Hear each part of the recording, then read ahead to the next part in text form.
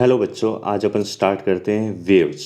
तो वेव्स में सबसे पहले एनर्जी ट्रांसफ़र के तरीके देखते हैं कि एनर्जी को ट्रांसफ़र किस तरीके से अपन कर सकते हैं।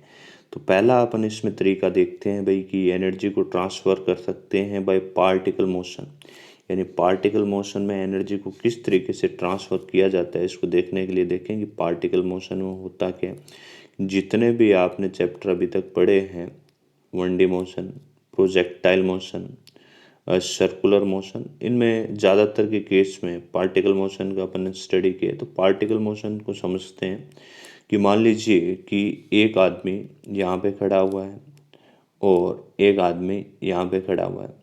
अब क्या करना है कि कुछ एनर्जी को इस आदमी से इस आदमी तक ले जानी है, यानी एनर्जी को ट्रांसफ़र करना है।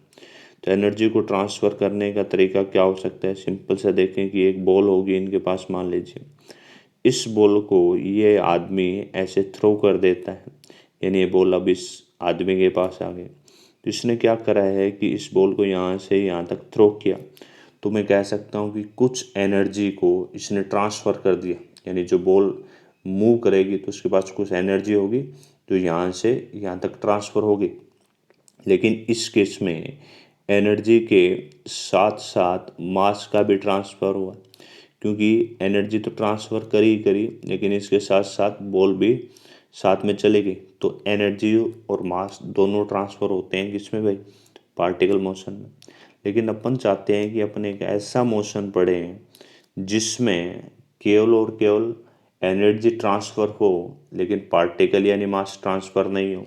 तो उस एग्जांपल को समझने के लिए एक सिंपल सा एग्जांपल अपन लेते हैं कि मान लीजिए एक क्यूब में बहुत सारे आदमी ऐसे लाइन में खड़े हुए हैं, यानी सारे लाइन बना के ऐसे खड़े हुए हैं किसी टिकट काउंटर के आगे। अब मान लीजिए लंच टाइम पर काउंटर क्या हो गया, क्लोज हो गया, यानी काउंटर क्लोज हो गया। तो काउंटर क्लोज हो गया तो क्या करता है, वेट करना पड़ेगा। अब मान लीजिए इनमें से एक आदमी क्या करता है कि आगे वाले को ऐसा धक्का देता है, खड़े खड़े कुछ मन में आ गया तो इसने क्या करा है, इसको धक्का दिया। तो धक्का देने की वजह से ये आदमी क्या होगा, आगे की ओर झुक जाएगा। और इसके साथ साथ ये वाला जो आदमी है वो इसको आगे वाले को धक्का देगा, तो इसकी वजह से ये भी क्या होगा, ऐसे आगे झुकेगा। ये आदमी भी आगे झुक जाएगा और ये आदमी ऐसे झुक जाएगा। तो सभी में मान लीजिए एनर्जी का लॉस बिल्कुल नहीं है। तो जैसा एंगल, यानी जिस एंगल पे जो पहला आदमी झुका था, सेम एंगल पे आखिरी आदमी मान लीजिए 30 डिग्री एंगल पे झुक गया। तो अपन ने क्या देखा कि जो डिस्टरबेंस यहाँ पे क्रिएट हुआ वो सेम डिस्टरबेंस अपने को यहाँ पे मिल रहा है। यानी अपन कह सकते हैं कि जो एक्टिविटी इस वाले जगह है वो सेम एक्टिविटी इस वाले जगह, थोड़ा सा अंतर ये है कि ये एक्टिविटी पहले हो गई है लेकिन ये एक्टिविटी कुछ टाइम के बाद हुई है। लेकिन मैं कह सकता हूँ कि जो डिस्टरबेंस यहाँ पे था वो डिस्टरबेंस यहाँ पे प्रोड्यूस हो गया है। तो अपन कह सकते हैं कि एनर्जी ट्रांसफ़र हो गई है। क्या मास ट्रांसफ़र हुआ है, तो इसको चेक करते हैं। देखें कि ये वाला आदमी पहले भी यहाँ पे खड़ा था, अब भी यहीं पे खड़ा है, ये वाला यहाँ पे खड़ा था, सब अपनी जगह पे खड़े हुए हैं लेकिन डिस्टरबेंस एक जगह से दूसरी जगह चला गया। तो इसमें क्या हुआ है, एनर्जी का ट्रांसफ़र हुआ है बट मास का ट्रांसफ़र नहीं हुआ है। इसी को अपन वेव मोशन बोलते हैं। अब क्वेश्चंस करने के लिए अपन डेफिनेशन देखें कि वेव मोशन का डेफिनेशन क्या है। तो डेफिनेशन देखते हैं कि डेफिनेशन क्या होगा। तो व्हाट इज वेव मोशन। तो सिंपल सा इसका डेफिनेशन है कि वेव मोशन में एनर्जी और मोमेंटम का ट्रांसफ़र होता है। वेव मोशन में एनर्जी और मोमेंटम का ट्रांसफ़र होता है एक पॉइंट से दूसरे पॉइंट में, लेकिन किसी भी तरीके के मास का ट्रांसपोर्टेशन नहीं होता। तो इसी को अपन वेव मोशन बोलते हैं। यानी वेव मोशन का फ़ायदा ये है कि एनर्जी ट्रांसफ़र हो जाएगा बट मास ट्रांसफ़र नहीं होगा। बट पार्टिकल मोशन में इसका अपोजिट है कि एनर्जी ट्रांसफ़र होने के साथ साथ मास भी ट्रांसफ़र होता है। अब इसके एग्जाम्पल्स और देखें, एक दो एग्जाम्पल्स और देखते हैं कि वेव मोशन के एग्जाम्पल्स क्या हैं। तो चलिए आगे। तो दो एग्जाम्पल अपन बात करेंगे। तो इसको सबसे पहले अपन समझ लेते हैं। देखें पहला एग्जाम्पल में क्या हुआ होगा, देखें इसको।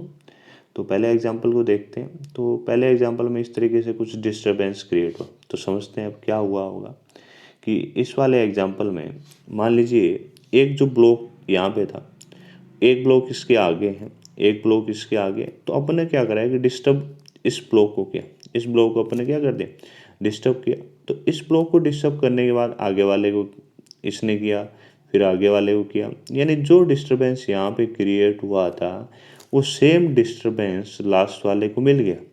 यानी अपन ने क्या किया कि जो डिस्टरबेंस यहाँ पे स्टार्टिंग में है वही डिस्टरबेंस एंड में।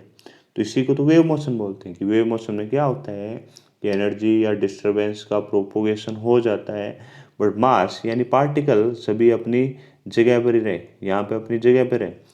तो इसी को अपन क्या बोलते हैं, वेव मोशन बोलते हैं। सेकंड एग्जांपल को अपन देखते हैं कि सेकंड एग्जांपल में क्या हुआ होगा। देखें, एक बार और देखें,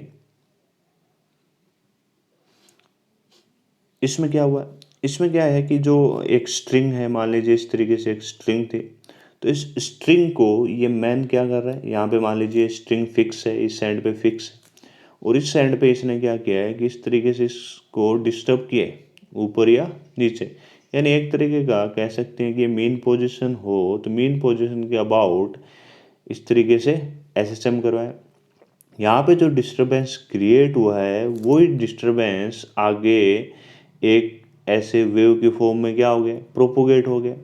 तो इस तरीके से अपन कह सकते हैं कि पार्टिकल अपनी जगह ही रहे, बट जो डिस्टरबेंस था वो आगे इस तरीके से क्या हो गया, प्रोपोगेट हो गया। तो इस तरीके से अपन वेव मोशन को समझ सकते हैं कि वेव मोशन क्या है कि एनर्जी का ट्रांसफ़र होता है बट उसमें मैटर ट्रांसफ़र नहीं होता है।